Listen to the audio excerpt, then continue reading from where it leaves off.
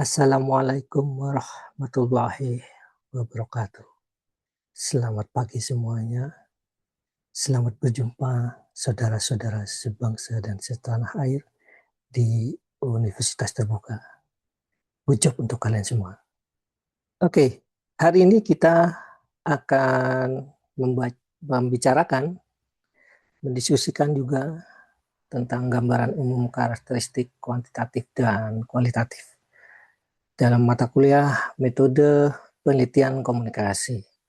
Bersama saya, pengampu mata kuliah Dr. Ara. Sebelum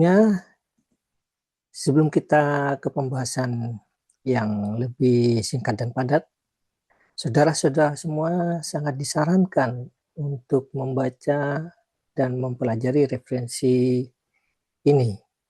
Yang jelas, referensi ini sangat penting untuk saudara-saudara semua, untuk dibaca, dipelajari, dipahami, untuk menambah stok pengetahuan kalian, dan yang jelas bukan untuk dibanting ya.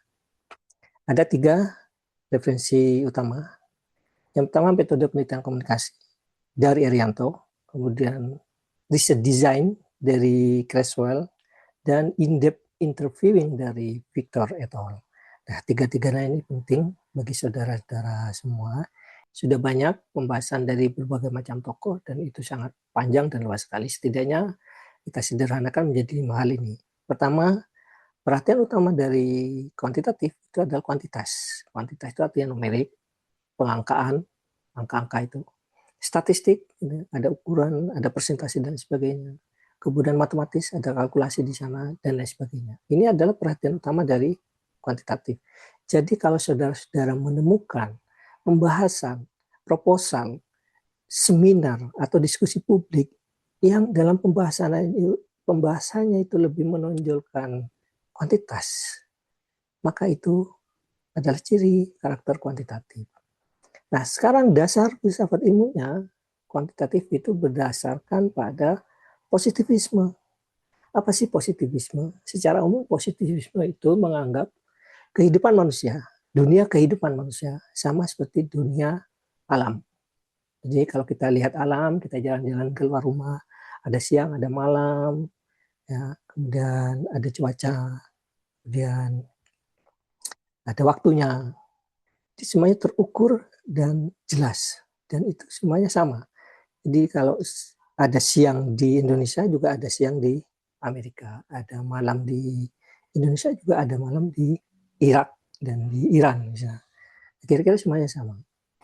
Nah, tujuan penelitian dari kuantitatif itu adalah testing teori, kemudian testing hipotesis, prediksi dan generalisasi. Testing teori itu maksudnya ada sebuah teori yang sudah dihasilkan dari pengujian-pengujian dan hasil penelitian di satu tempat, kemudian dicobakan untuk dites di tempat yang lain. Kira-kira seperti apa hasilnya. Jadi dia lebih sifatnya dari atas ke bawah, dari teori ke kenyataan, ke faktual atau ke dalam dunia kehidupan atau ke topik bahasan.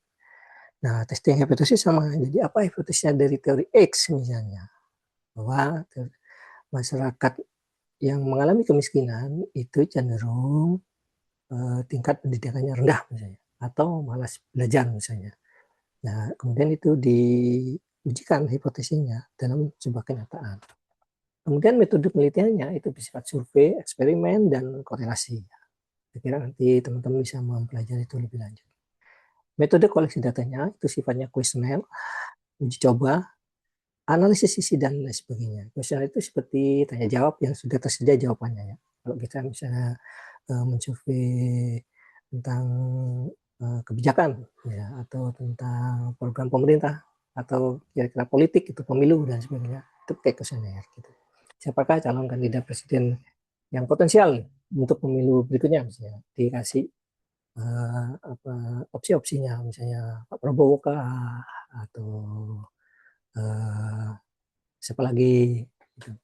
Atau siapa lagi ya, gitu. Pak Prabowo, bapak ini, bapak itu gitu. Jadi semuanya sudah opsinya sudah jelas di sana.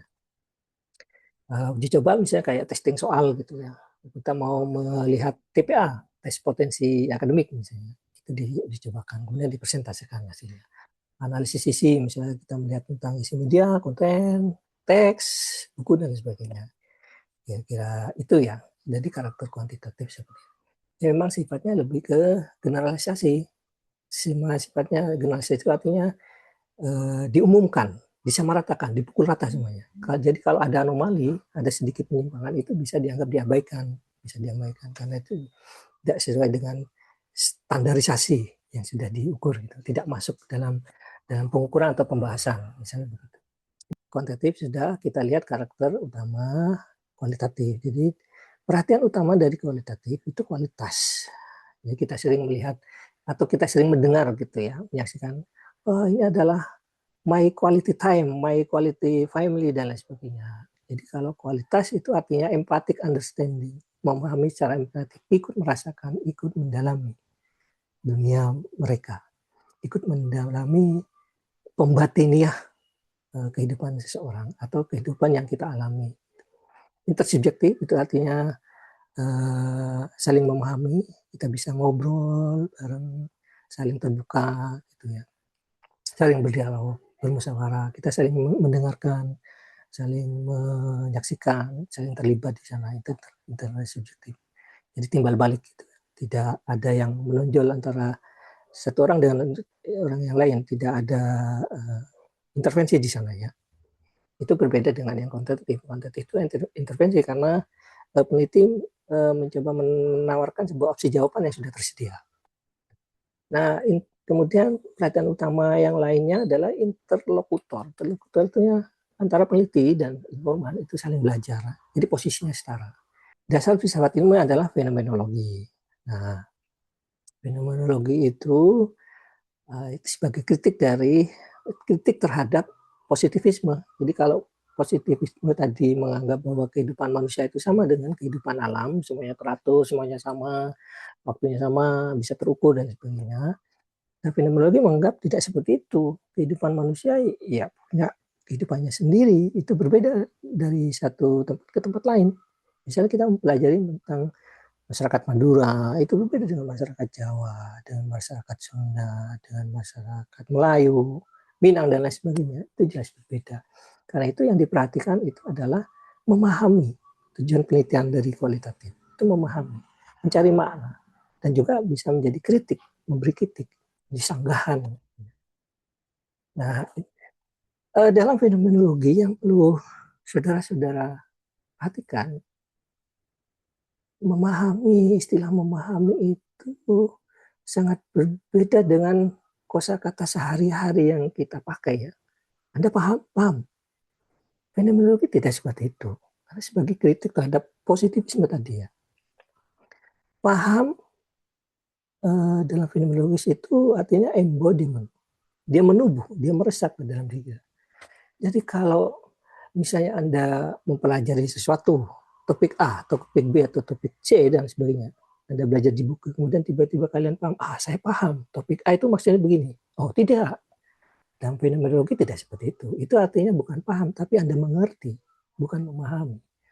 Paham itu sifatnya menubuh dia, meresap batin, menyatu dengan objeknya, menyatu dengan apa yang dipelajari.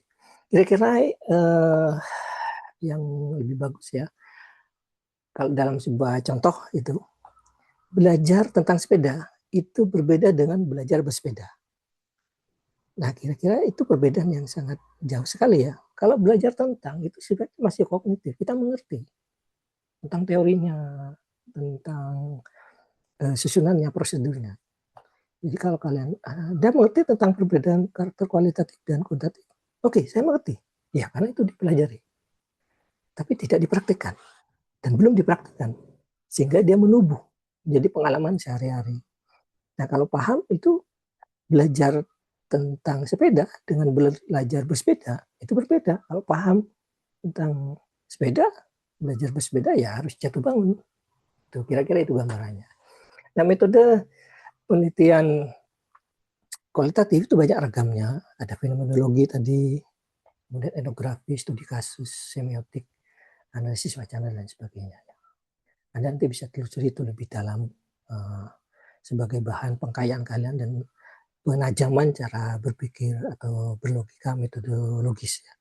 Kemudian metode koleksi data, itu wawancara informal, observasi partisipan, dokumentasi, sama studi pustaka. Jadi kalau kira-kira gambarnya kalau wawancara informal dalam kualitatif itu ya lebih santai, tidak ada tekanan, juga seorang peneliti juga harus banyak mendengar gitu ya. Bukan sebagai penceramah gitu atau sebagai pendakwah, itu sangat berbeda sekali. Jadi informal itu ya jalan-jalan sambil nongkrong lah gitu ya. Nongkrong sambil ngobrol, jalan nongkrong ngobrol gitu. Ya, kemudian itu data banyak dikoleksi di sana. Kira-kira itu gambaran dari karakter kualitatif. Nah, sekarang kita coba melihat contoh sederhana. Minggu kemarin kita sudah banyak mendiskusikan tentang doom scrolling ya. Doom scrolling itu artinya kecanduan scrolling medsos. Gitu. Jadi hidup tanpa scrolling itu tidak sempurna. Kalau lebih sederhananya, hidup tanpa scrolling ada sebuah kesalahan, kira-kira itu. Jadi semacam adiktif, kecanduan gitu. Nah, sekarang kita lihat bagaimana tipikal kuantitatif dan kualitatif untuk melihat doom scrolling. Kalau kuantitatif itu pertanyaannya begini, berapa banyak mahasiswa pecandu doom scrolling di kampus Konoha misalnya. Jadi dia ingin melihat berapa banyak mahasiswa pecandu doom scrolling. Kemudian hasilnya adalah hasil survei menunjukkan 60% mahasiswi itu lebih banyak dibanding mahasiswa. 60% mahasiswa itu pecandu doom scrolling, 40%-nya mahasiswa. Ya, itu kemudian dipetakan di permukaan gitu ya. Disodorkan, dibuat sebuah peta, dibuat sebuah statistik sebagai laporan permukaan saja, tidak sampai mendalam. Gitu. Sekarang yang kualitatif itu lebih mendalam, tadi memahami tentang makna tadi ya. Perumusan masalahnya, apakah makna doom scrolling bagi mahasiswa pecandu medsos di kampus Konoha? Jadi dari rumusan masalahnya itu sudah berbeda dan kita sudah bisa mengimajinasikan. Ini metodenya lebih handal pakai kuantitatif atau kualitatif. Oh, ini arahnya mau dibawa ke kuantitatif atau kualitatif. Jadi dari rumusan masalah itu kita bisa melihat ya kira-kira seperti apa nanti desain metode penelitiannya. Nah, dari hasil rumusan masalah tadi, rumusan masalah apakah makna doom scrolling bagi mahasiswa pecandu medsos di kampus Konoha, kemudian hasil penelitiannya menunjukkan, hasil fenomenologisnya ini, bagi mahasiswa itu doom scrolling berarti pelarian hidup, antisosial. Misalnya mereka muak dengan tekanan sosial di luar sana. Misalnya ada yang bertanya, kapan lulusnya? Kapan cari jodoh? Kapan bekerja? Kapan saya kaya? Ya jawabnya kapan-kapan. Misalnya begitu. Atau melihat efisiensi kok ada di mana-mana, di sana sini. BBM kok naik, perang nggak berhenti-berhenti. Ah, kami semua muak. Mending main medsos saja, scrolling medsos. Nah, itu pelarian hidup bagi mahasiswa. Tapi bagi mahasiswa lain lagi ternyata, scrolling berarti gairah hidup. Kalau tadi dia lebih banyak thanatos gitu ya dalam psikoanalisis, kalau yang mahasiswa doom scrolling itu lebih kecenderungannya bernilai thanatos itu.